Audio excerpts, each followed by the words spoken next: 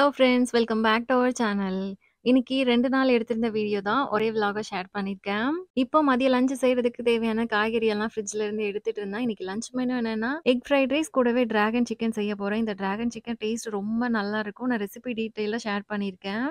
லாஸ்ட்டா போட்டிருந்த வீடியோல உங்களுக்கு ஞாபகம் இருக்கா? இந்த ஏப்ரான் எவ்ளோ கரையா இருந்துச்சுன்னு. ஆனா இப்ப பாருங்க பளிச்சுன்னு கிளீனா இருக்கு. இதுக்கு காரணம் சர்ஃப் எக்ஸல் குயிக் வாஷ் தான். சர்ஃப் எக்ஸல் உள்ளே, ஃபுட் ஸ்டெயின்ஸ் வெளியே.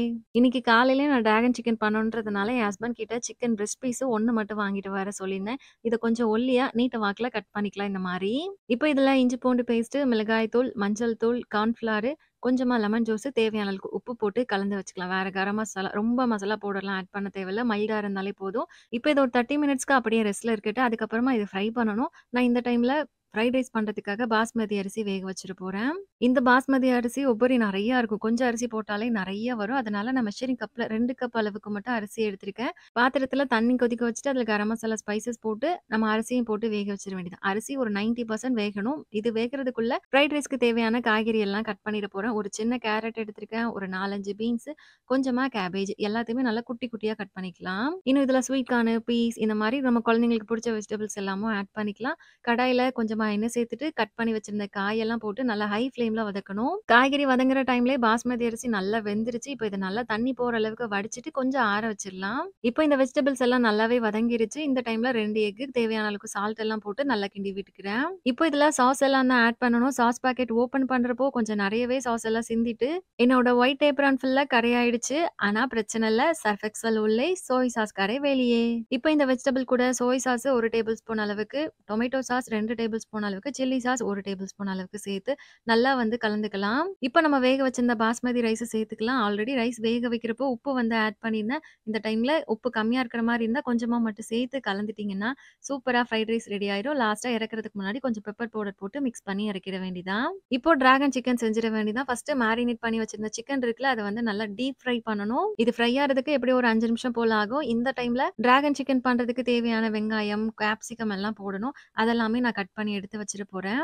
ஒரு பெரிய வெங்காயம் நீட்ட வாக்குல கட் பண்ணிக்கலாம். கூடவே கேப்சிகம் ஒரு 1/4 அளவுக்கு அதையும் நல்லா மெலிசா கட் பண்ணி வச்சுக்கலாம். இப்போ சிக்கன் நல்லாவே ஃப்ரை ஆயி ரெடி ஆயிடுச்சு. இன்னொரு பேன்ல கொஞ்சமா எண்ணெய் சேர்த்துட்டு, இல்ல வெங்காயம், கேப்சிகம் கூடவே நறுக்குன பூண்டு கொஞ்சமா சேர்த்திருக்கேன். இப்போ இந்த எண்ணெயோட நல்லா வதக்கிக்கலாம். கொஞ்சம் வதங்கினதுக்கு அப்புறமா கேஷ்யூ ஒரு 10 போல சேர்த்திருக்கேன். இனிமே இதுல சிக்கன் போடுறதுக்கு முன்னாடி கொஞ்சம் சாஸ் எல்லாம் சேர்க்கணும். டொமேட்டோ சாஸ் வாங்கி வச்சிருந்தது பாட்டில்லயே ரொம்ப கம்மியா தான் இருந்தது. திரும்பவும் ஃபுல்லா கரையாயிடுச்சு. ஆனா பிரச்சனை இல்ல. சர்ஃப் எக்ஸல் உள்ளே, டொமேட்டோ சாஸ் கரை வெளியே. இப்போ டொமேட்டோ சாஸ் 1 டேபிள் ஸ்பூன் அளவுக்கு, கூடவே சில்லி சாஸ் 2 டேபிள் ஸ்பூன் அளவுக்கு, சோய் சாஸ் 1 டீஸ்பூன் அளவுக்கு. இந்த சாஸ்லயே கொஞ்சம் உப்பு இருக்கும். அதனால இந்த வெங்காயத்துக்கு மட்டும் தேவையான அளவுக்கு உப்பு சேர்த்து நல்லா வதக்கி விட்டுக்கலாம். இப்போ நம்ம ஃப்ரை பண்ண சிக்கன் சேர்த்து அது அந்த சாஸ்ல எல்லா பக்கமும் படுற மாதிரி ஒரு 5 நிமிஷம் போல நல்லா மிக்ஸ் பண்ணி விட்டுக்கணும். டிராகன் சிக்கன் சாப்பிடுறப்போ ஒரு மைல்டா ஸ்வீட்னஸோட இருக்கும். அதுக்கு லாஸ்ட்டா பார்த்தீங்கன்னா, ஹனி சேர்க்கணும். 2 டீஸ்பூன் அளவுக்கு ஹனி சேர்த்து லைட்டா கலந்துட்டு அப்படியே இறக்கிற வேண்டியதான். ஹனி போட்டதுக்கு அப்புறமா ரொம்ப நேரம் குக் பண்ணக்கூடாது. இப்ப இது பார்க்கறதுக்கே கலர்ஃபுல்லா இவ்ளோ சூப்பரா இருக்குல்ல. சாப்பிடுறதுக்கும் அவ்ளோ டேஸ்ட்டா இருக்கும். சர்வ் பண்றப்போ மேல கொஞ்சம் வெள்ளை எள்ளு இருக்குல்ல, அது வந்து போட்டுக்கணும். அவ்வளதான். Restaurant style dragon chicken ready. கண்டிப்பா இந்த ரெசிபி இதுவரைக்கும் நீங்க ட்ரை பண்ணது இல்லன்னா, ட்ரை பண்ணி பாருங்க. டேஸ்ட் ரொம்ப நல்லா இருக்கும். அதுவும் வெரைட்டி ரைஸ், ஃப்ரைட் ரைஸோடலாம் இத வச்சு சாப்பிடுறப்போ டேஸ்ட் பெர்ஃபெக்ட்டா இருக்கும். ஃபுட் எல்லாம் ரெடி ஆயிருச்சு. ஆனா அதுக்குள்ள என்னோட ஏப்ரான் எவ்ளோ கரையா இருக்குன்னு பாருங்க. இது குயிக்கா பளிச்சுன்னு இந்த மாரி சர்ஃப் எக்ஸல் குயிக் வாஷ்னால கிளீன் ஆயிடும். சர்ஃப் எக்ஸல் உள்ளே, ஃபுட் ஸ்டெயின்ஸ் வெளியே. இப்ப விளாக் அப்படியே நெக்ஸ்ட் டே மார்னிங்லேருந்து கன்டின்யூ ஆகுது. பாப்பா காலையிலேயே ஸ்கூலுக்கு போனதுக்கு அப்புறமா நாங்க பிரேக்ஃபாஸ்ட் சாப்பிட்டுட்டு அப்படியே நானும் என் ஹஸ்பண்டும் கடைக்கு போயிருந்தோம். சமைக்கிறதுக்கு தேவையான 1, 2 திங்ஸ் எல்லாம் வாங்க வேண்டியிருந்தது. அதனால லிஸ்ட் எழுதி வச்சிருந்தேன். இங்க பக்கத்துல இருக்கிற கடைக்கு போயிட்டு வாங்கிட்டு வந்தாச்சு. மெயினா முட்டை, பாஸ்மதி அரிசி, அதுக்கப்புறமா கொஞ்சம் காய்கறி. இன்னைக்கு இந்த சுண்டைக்காய் வந்து ஃப்ரெஷ்ஷா கிடைச்சது. நான் இதுவரைக்கும் இந்த மாரி காய் வாங்கி சமைச்சதில்ல.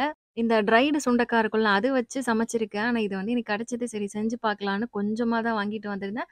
இது கூடவே அடுத்த ஒரு 2, 3 நாளைக்கு சமைக்கிறதுக்காக கீரை ஒரு கெட்டு, சீனி கிழங்கு கொஞ்சம், அப்புறமா புடலங்காய் 1, கேப்சிகம் இந்த மாரி 1, 2 பொருளும் வாங்கிட்டு வந்திருந்தேன். இப்போ நாங்க இருக்கிற வீட்டு பக்கத்துல அங்க தெருவுலயே வந்து ஒரு தாத்தா டெய்லியும் நொங்கு, பலாப்பழம்லாம் வந்து விக்கிறதுக்காக எடுத்துட்டு வருவாங்க.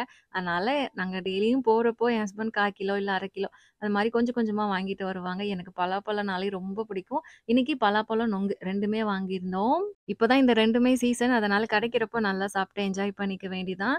காலையில சமைச்சதுக்கு அப்புறமா கிச்சன்ல எந்த ஒரு கிளீனிங் வேலையும் பார்க்கல. போட்டது போட்டபடி அப்படியே இருக்கு. மதியம் லஞ்சுக்காக கொஞ்சம் ப்ரிப்பரேஷன் எல்லாமும் பண்ணிட்டு இருந்தேன். காய்கறி எல்லாம் கட் பண்ணி வச்சிருக்கேன். அதுக்கப்புறமா இஞ்சி பூண்டு பேஸ்ட் அரைக்க வேண்டியிருந்தது. அதுக்கும் காலையில இஞ்சி பூண்டு எல்லாம் தொளிச்சு வச்சுட்டேன். கூடவே பருப்பு ஊற வச்சிருக்கேன் சாம்பார் வைக்கிறதுக்காக. அப்புறமா தேங்காய் உடைச்சு அதெல்லாம் கீறி வச்சிருந்தேன். எல்லாத்தையும் வந்து வேற ஒரு பாக்ஸ்ல மாத்தி அப்படியே ஃப்ரிட்ஜ்ல எடுத்து வைக்க வேண்டியதான். எனக்கு எப்பவும் சமைக்கிறதுக்கு முன்னாடி கிச்சன் கவுண்டர் டாப் கொஞ்சம் கிளீனா இருக்கணும். அதுவும் இந்த வீட்ல கவுண்டர் டாப் ரொம்ப சின்னது தான்.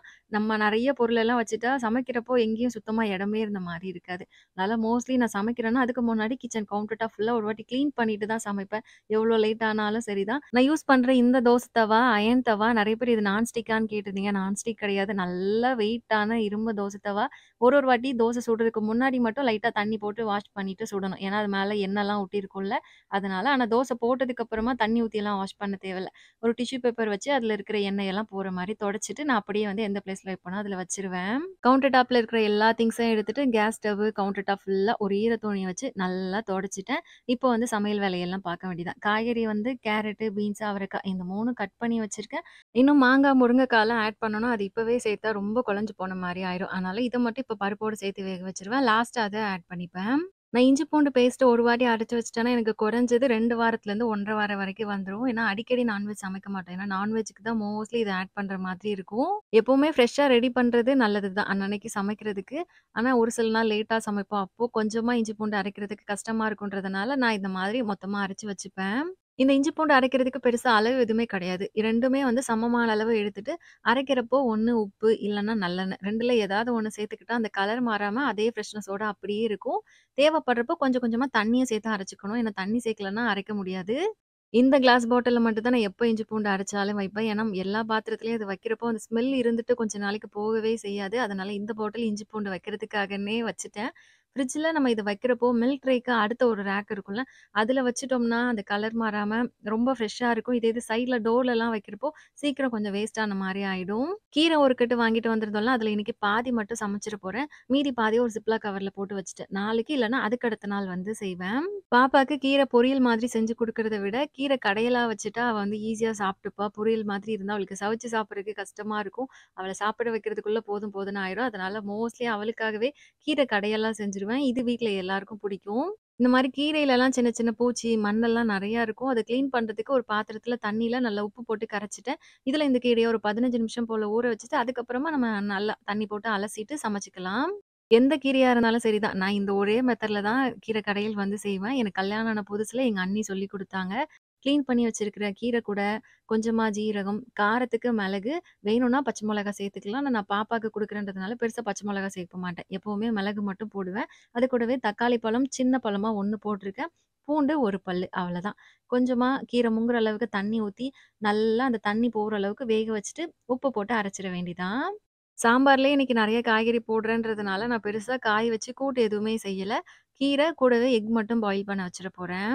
நெறைய பேர் ரீசென்ட்டா கமெண்ட்ஸ்ல இந்த 3 பர்னர் கேஸ் ஸ்டவ் எப்படி இருக்கு? ரிவ்யூ குடுங்கன்னு சொல்லி கேட்டிருந்தீங்க. நான் இது யூஸ் பண்ண ஸ்டார்ட் பண்ணி 1 மாசம் போல தான் இருக்கும். எனக்கு இதுவரைக்கும் எந்த ஒரு பிரச்சனையும் இல்ல. நல்லா தான் இருக்கு. ஆல்ரெடி நான் வந்து 2 பர்னர் ஸ்டவ் வச்சிருந்தேன். அதுதான் எங்களுக்கு கல்யாணம் ஆனப்போ வாங்குனது. அது கிட்டத்தட்ட ஒரு 7, 8 வருஷமாவே யூஸ் பண்ணிட்டேன். அதுலயும் இப்பவும் எந்த பிரச்சனையும் இல்ல. அது இன்னுமே நல்லா தான் இருக்கு.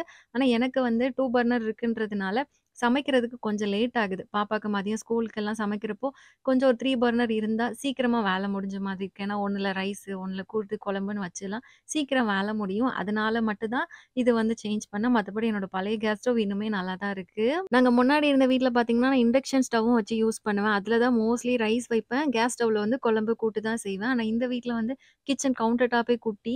இதுல இண்டக்ஷன்லாம் வச்சேன்னா எனக்கு சுத்தமா இடம் பத்தாது. நான் இதுவரைக்கும் யூஸ் பண்ணியிருந்த 2 பிராண்ட் கேஸ் ஸ்டவ்வுமே நல்லா தான் இருக்கு. 2லயுமே எந்த ஒரு குறையும் சொல்ல முடியாது.